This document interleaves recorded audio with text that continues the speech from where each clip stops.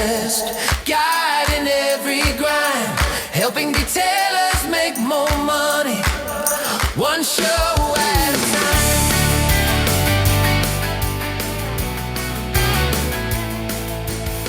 Everybody, we got Ian here from Scratchworks from Minot, North Dakota. What's going on, Ian? Hey, Dave. How are you? Thanks for having me on. No problem. Hey, give us a little bit of background on you, why you got into your detailing business, and what you have going on. Certainly.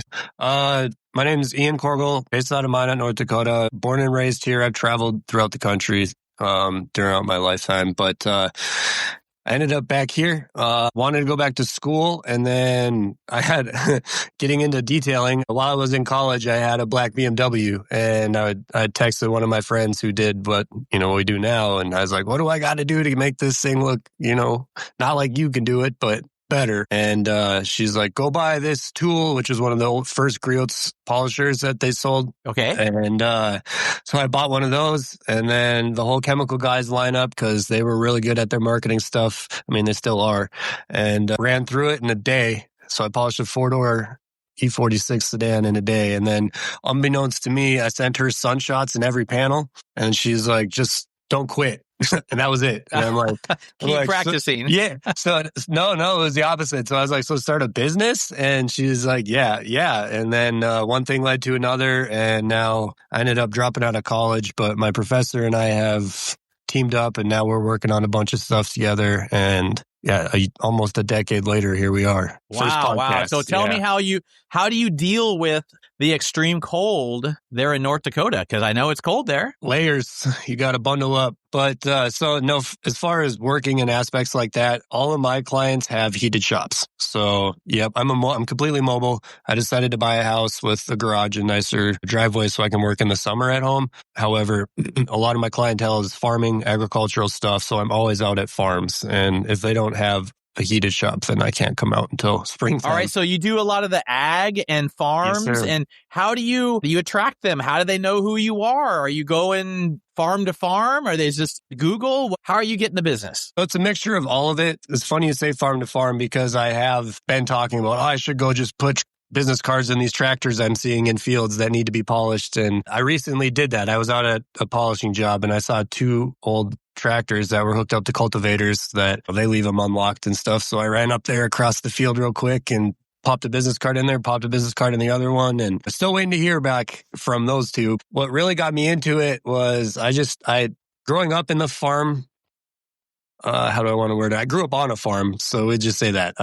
Yeah. So I had some connections, whatever, messaged some of my old clients, and I was like, hey, do you have any old like trucks or tractors or anything that could be shined up, or you think that could be shined up? I have a hunch. And then I did one, and then I made an ad on Facebook for my area in my state, and then it was just kind of word of mouth took off from there. And then because I'm so rural, I'm having to go inorganic and travel to different states and things like that. So, which about the last project that we did down in South Dakota, right, which we'll talk about later. But yeah, that's the basis of it, is word of mouth. Really, these farmers, they all talk to each other because they all help each other out. And then a lot of them have coffee with each other in the mornings. Okay, great. Excellent. So you're doing ag stuff. You're doing combines. What's it like to polish a big combine, a big tractor? I mean, single stage paint? Are you seeing base clear? What are you seeing out there? So 99% of it is single stage paint. A lot of it's painted fiberglass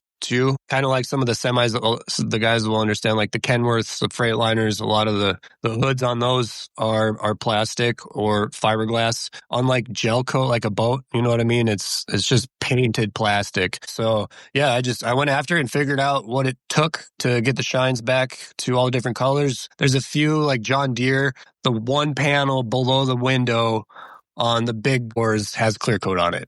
That's like the only panel in almost the entirety of all the makes and manufacturers that has clear coat on it. I haven't seen any new stuff with clears on it yet. But the biggest thing is the different types of substrates, how they get painted, and then like the paint's so hard, so like rock industrial paint But hard. are you seeing other panels like the fiberglass panel fading quicker than the single stage paint or vice versa? I guess it's all situational. So it depends. Like to answer the question fairly, I want to say yes, the fiberglass fades faster. Especially if it's like over an edge and cover, it's seeing a lot of heat, or they're storing it outside. The top sides are really get it the worst. But surprisingly, roofs aren't too terrible. However, a lot of it I've seen with failures is the polymers and the epoxy within the paints on the steel has been failing before it's been like actually oxidizing. Does that make sense?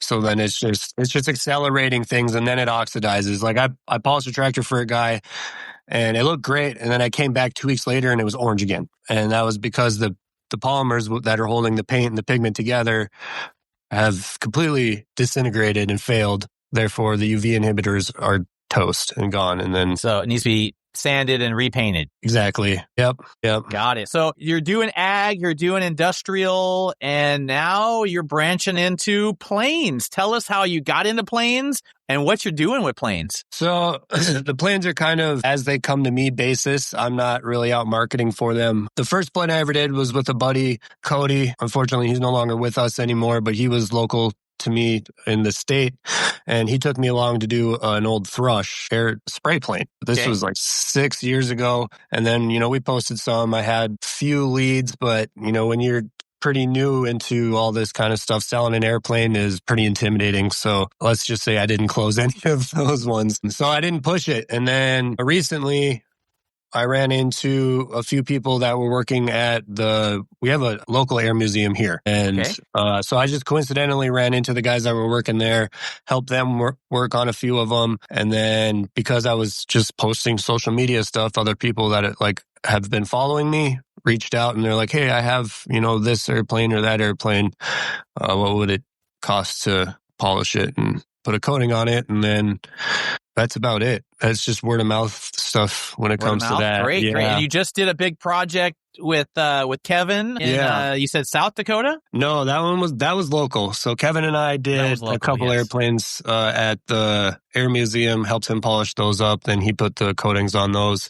And then I went back to working with my clients. So that was a great experience. That was some hard work. You're up upside down all day long. And doing the undersides of the bellies and the wings and all that. The P-51s, those wings are pretty, I don't know how long they are, but it gets real tiring real fast. And then, we did an F4 Wildcat that's up here. And that was nice because those have the wings that fold up like that. So I stood and polished 90% of that, and then we lowered them so we could get the ailerons and the flaps. But that was great. And then, like I said, it was local, so I did another car for that client, and then I might do, because it's a local museum, we'll probably end up just doing some, cleaning, maintenance stuff and donating time to the community instead of charging them for it, just because I don't have a lot of time to just give away like that. So if it's just some maintenance, wipe this down, clean this up, we have a big show coming up, doors are going to be open, people are going to be coming through, or post cleanup stuff, things like that. Maybe I can send a crew too. But right now it's just me. All my clients need my utmost attention. And right. Yeah. All right. So tell us about the big barn find.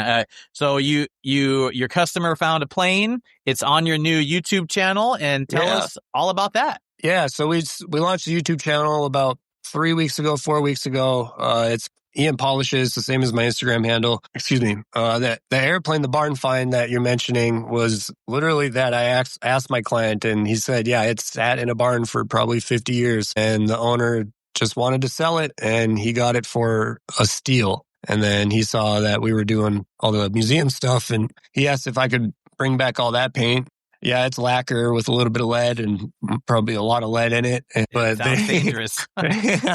What's funny is I texted my mom and I told her, I said, well, at least I'm not licking it. And she's like, well, like you're inhaling the dust and all that. And I'm like, yeah, masks and all that. So you got to be aware of what the paint's made of too, because they are hazardous when it comes to a lot of this stuff. But the barn find, that thing turned out great. It was single stage. So as we all know, single stage like sustained. However, it sat in a barn, so it didn't get cooked by the sun. That aluminum didn't, sit in the sun and heat up and then sit, in the wintertime, or I don't know where it actually originated from. I never asked him. So if it was in South Dakota, it's, similar climate to us, hot, cold, hot, cold, hot, cold. But it turned out fantastic. So everybody make sure you go check it out on the YouTube channel. Yes. Ian Polishes on YouTube. Check that out. Yeah. So, okay. So the other day we talked about some new things you have going on.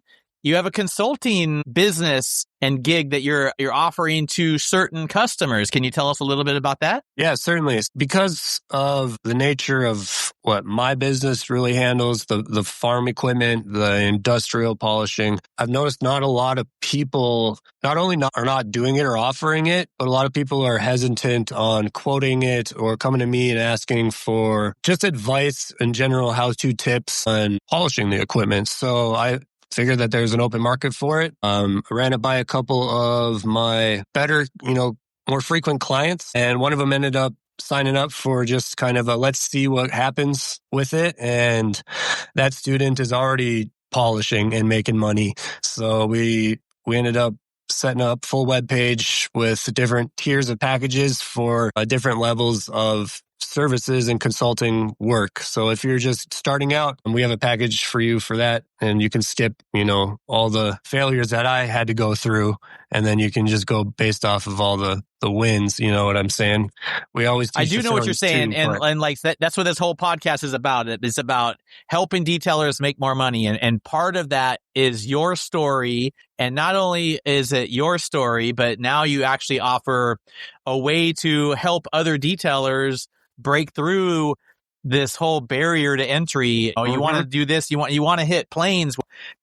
There's a lot of liability there. There's a lot of things that you learned, the hard way. How did you even know that paint had lead in it? There's things. So you have a consulting thing that you consult with new detailers, old detailers, also different companies that are wanting to do these kind of things, break into this market. Maybe not your market, but, the market in Kansas City and the market in Georgia and, that kind of stuff. You can travel around. Here's how I did it. And here's your local market. And then to just transfer over to what we talked about was the good, better, best, how to set up your packages, the good, better, best. You're going to have that low cost one. And then you're going to have the one where you want everybody to be at. And then you're going to have this ridiculous one, this $25,000 package. No one's ever gonna order that one, but everyone, the bang for your buck and all the value is going to be in the middle one, the good, better, best. So that's part of this episode is I wanted to talk about the good, better, best. And then have you implemented what we talked about on all that? So yeah, in a kind of runaround sense, we have. So I have the one-on-one group pricing, and then we have the middle pricing, we have the group course. Sorry, I don't know. I couldn't say course. And then I have the corporate training, which is actually coincidentally the $25,000 course where, there's the back end business consulting. There's a lot more in depth without going too much into it. But yeah, so when we were building the pricing for each student, we added it up. And then as we got to like the fifth student is where I like to keep my classes, no more than 5 people. It was now becoming more expensive than the group course. So then we had to kind of work things. So like we said, yes, it's a good option if we want to do one-on-one training or, have me come to you, but it's going to be really, really expensive. And we have the best option, which is the group course. And that's all, outlined within the course training description, I could say, online at shopscratchworks.com. And then we have the bigger, the corporate, hey, we want to learn about polishing and ceramic coating and add it to our business instead of we're not already doing it type deal. Right. Yeah. Okay. All right. Well, that sounds great. If you want to know more about his consulting business, Ian Polishes on YouTube, Instagram, website. What was the website again? The website, shopscratchworks.com. For all products and training courses. If you are a professional and you have an EIN and your insurance and all that, be sure to log in and then you have access to wholesale pricing for my products. Now, I'm in the middle of building a new website. We should be live hopefully end of this week, if not beginning of next week. They sent me a couple of drafts and previews. We're just tweaking a few things. But scratchworks.com, pretty simple. That one's just, it's all just text right now. So don't go to that one. I mean, go to it. Yeah. Get all the hits on that website, but stay tuned for the Shop Scratchworks one because we're going to have a new polish come out on that one soon. I'm really looking forward to that one. I've put a lot of time into tweaking that and finding the right combinations of things to be able to handle these single stage paints, these industrial paints, and not necessarily clear coat stuff like a lot of detailers just handle. So I'm pretty proud of that one. Great. So you do live in North Dakota. It is cold. Yeah. And I hear you have some plans to maybe go somewhere warmer. Yeah. So as I mentioned, I do service nationwide. I do some work in Tampa, Florida.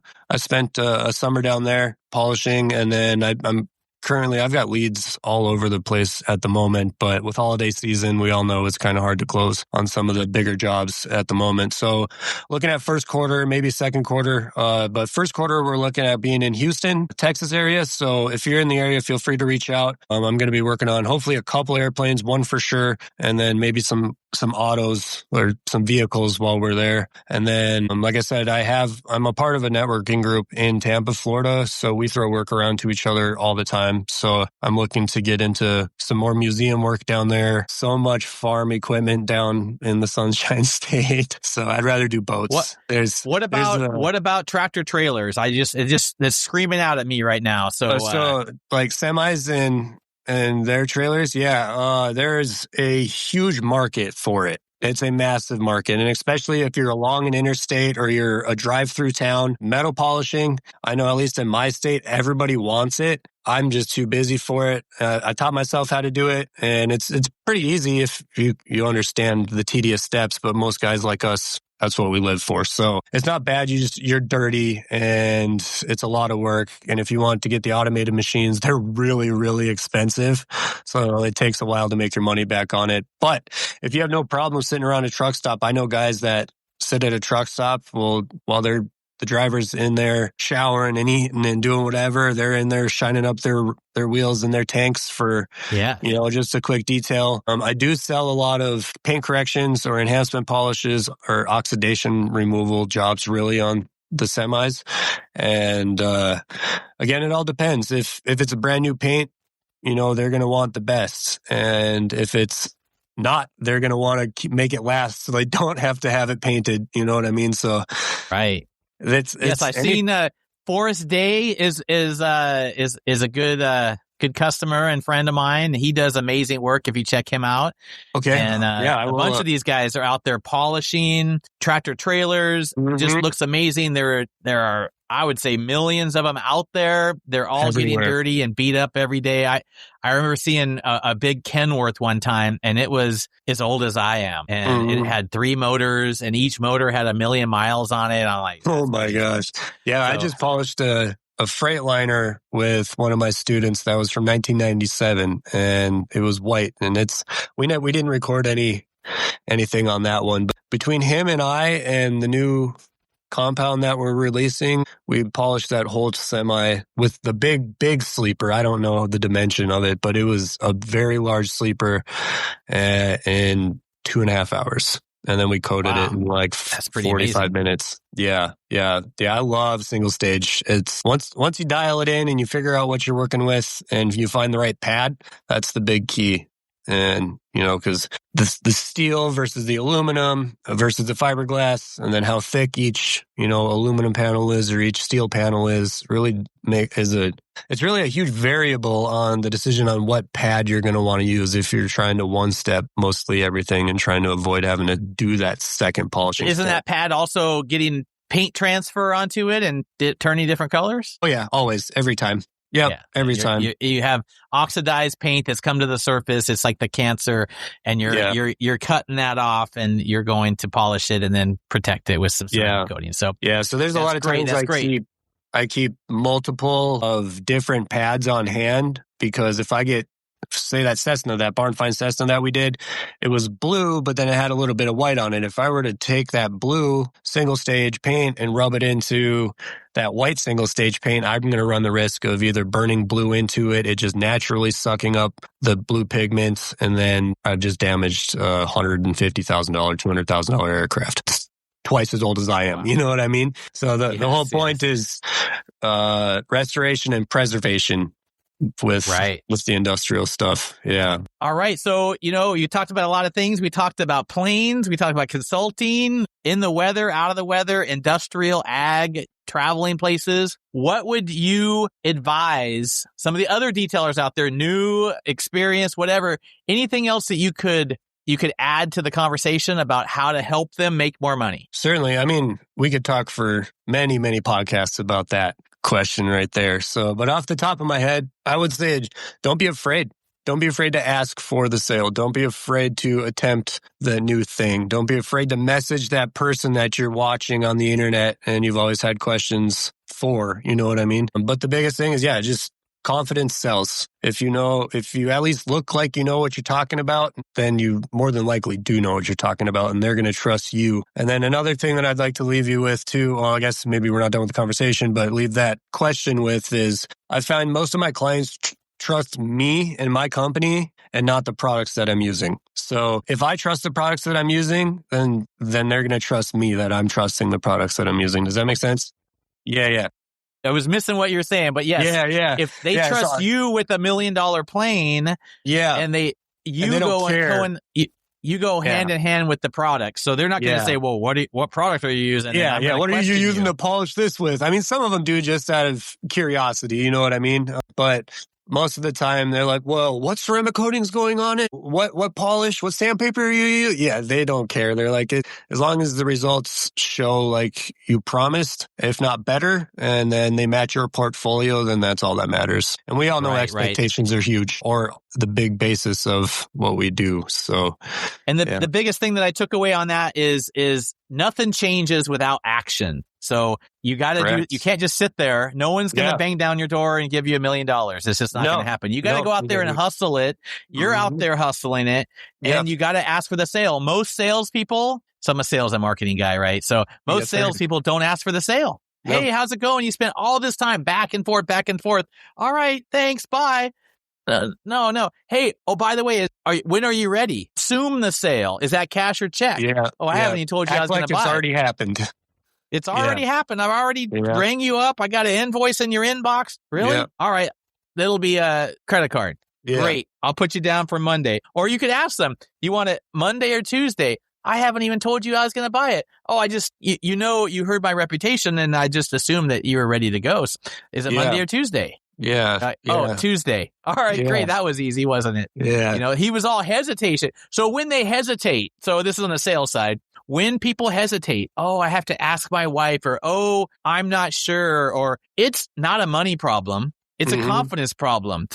You said something that they don't like, I'm not sure. I don't know what products he's using. Oh, I'm not sure about that shirt he was wearing. Or maybe it's political. Maybe I don't know. Maybe you're on the opposite high school team. I don't know. But you said something in your presentation did not make him comfortable. So they're not ready to shell out that money. Yeah, so, short and sweet. Short and sweet's what I like to say. Sweet. One thing I learned some guys go all into the SiO2 and it does this chain reaction with this. Yeah, people don't care. What'd you say, bro? People don't care. It's over their heads. It's over their heads. I like to say, keep it short and sweet. And then, I lost my train of thought. Short and sweet. And that's it. Yeah, that's it. We'll come back to it. Assume the sale, get it done, get it invoiced, get it paid for, and get it on the books. And deposits. And get it done. Take deposits. Don't do a job without a deposit. I have been there, done that, been burned, had no shows, or driven hours and, well, no, I don't want to do this, but make sure there's a disclaimer too, and make sure you know your state's laws. But yeah, deposits have been mandatory in my business for 6 years. I'm going on. And why is deposits important? Okay, we'll leave with this conversation here. Deposits are important because you have skin in the game. They don't. They throw a deposit down. Now they're like, oh, I got to show up, or he keeps my deposit.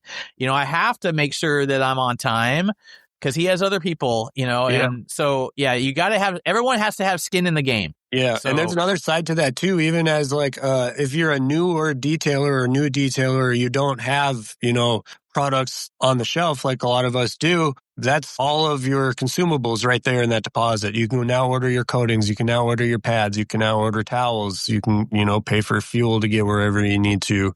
It shouldn't just be, oh, this is my money. all the time. You know, you need to be reinvesting back in the business. Sure. I remember what I was going to say before I had a brain fart. Okay. So we're talking about keep it short and sweet. One thing I learned in sales training about 15 years ago was a lot of salesmen like to verbally vomit. Like you were saying, SIO2 this and blah, blah, blah, blah, blah, blah. Yeah. Say what you need to say at, you know, well, the research now is at third grade level, but, you know, don't make your client feel dumb by any means, but give your pitch and then seal your lips. Shut up. Your client's going to sell Right. them. So educate them. So a lot of people don't know about substrates. They don't know why does it cost $2,000? Well, I'm polishing for 10 hours. That's a lot. It sucks to polish for 10 hours, but man, it's going to look great. You're not paying for the ceramic coating. You're paying for me to polish to make that look perfect without burning through the paint.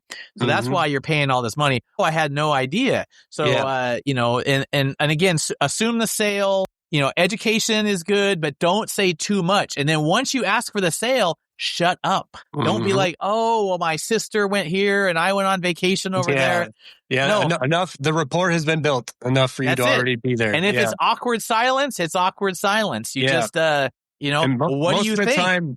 Most of the time, the client, because we're so niched out and we're not a necessity, the client already knows what they want. So they're going to likely tell you without knowing that they're telling you what they want. And it's just our job to figure out, you know, you never want to ask, hey, well, okay, Mr. Client, what's your budget? The B word is not allowed in my business. It's okay. Here are my prices. We don't negotiate. I don't say that either. However, I don't.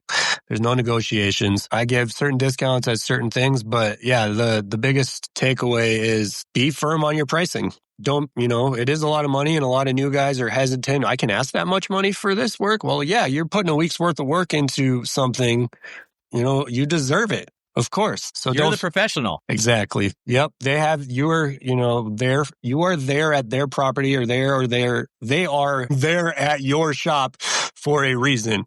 They didn't just by happenstance stumble upon, what's going on over here? Maybe, you know, if they're driving down the road, but you know, 9 times out of 10. Yeah. No, they drove across the state. They drove across the town. Yeah, they knew you were the best in town. They want this done. Johnny wrecked my ride, messed up something, and they want you to fix it, and they want you to do it for cheap? No. Yeah. You think Johnny's cheap? Yeah. I'm going to fix his stuff, and it's going to look amazing. You know, go to the top professional in town and see if he's super cheap, and he's going to, would you do it for 50% off? No, I can't do it for 50%. And I'm busy and, you know, I need to get you on the schedule. How does next year look? You know, so, that's where if they jerk you around, then, you know, it goes both ways the way that I see it. So, I like to tell people you don't go to McDonald's and say, hey, can I get that Big Mac for $3.75 instead of whatever they're priced for now? No, they don't. No.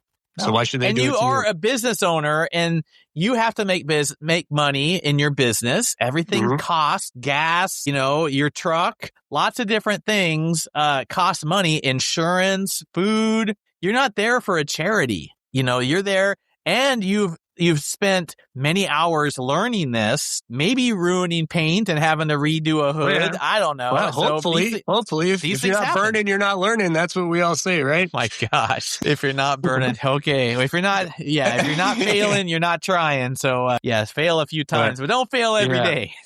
No. And fail on your own stuff, not other people's. Yes. I had a guy that, wanted to wet sand a little spot on a brand new Tesla, and it went all the way through metal, and then it cost $2,000 to respray, and it was only a $500 job. So he was out $1,500. Actually, I think he was out the whole thing. There's a lot of times I send guys like that body shop. Call your favorite body shop. I'm not right. Yeah. And that's a whole nother episode on networking with your PDR and your body shop guy, and think something's going to happen, or they're going to say while you're doing the walk around, you know, you see a dent, you're like, hey, you ever thought about getting that dent out? I can have the PDR guy come over while I'm polishing the other side. Yeah. Oh yeah, no problem. It's like, I just have him come over. He invoices you. I don't make any money from it. And that's an important part of what we do too. You know, they should have PDR done before a ceramic coating's installed, because a PDR guy is going to try and have to sand your ceramic coating off, and then they're going to damage anything anyway because their glue doesn't stick. Ask me how I know. Yeah, I've had to fix a lot. Yeah. So, All right, Ian, we talked about a lot of things. You gave us a lot of good nuggets on how to make more money in the detailing business. You're doing all kinds of stuff. You got an awesome a YouTube channel, Ian Polishes. You have a consulting thing going on. You got doing planes. You're going to fly places and do a lot of things. I totally appreciate you being on the show. Any last words? Well, thanks for having me, Dave. This is my first podcast, so I hope it went well. I know we're going to be able to chop it up and get some good footage out of it. Yeah, of course. There was a lot of good information that was said. It was good, always a good conversation to be had with you. No, as far as for the audience, I think, what you mentioned, what I spoke about, is just sit and be confident and don't take it so dang seriously is kind of how it is. Stuff happens. Life happens. Yes. That's exactly how it goes. So we're going to see you in a future podcast episode. Perfect. And you can tell us more about what you have going on and some of the things you're working on now. All right. Awesome. I appreciate it. Again, check out shopscratchworks.com for any polishing products and training courses. And then if you need to get a hold of me, Ian Polishes on Instagram. Thanks again, Dave. I really appreciate it. Great. All right. We'll see you on the next one. Okay. Bye-bye. All right. Take care.